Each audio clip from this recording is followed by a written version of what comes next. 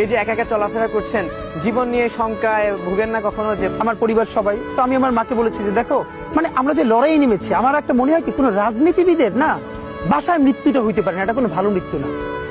যিনি রাজনীতি করেন, যিনি লড়াই করেন, যিনি বিপ্লবী, যিনি সংগ্রামী, তার মৃত্যুটা হবে একটা সংগ্রামের মধ্য দিয়ে, একটা রাজপথে, একটা গ্লোরির মৃত্যু।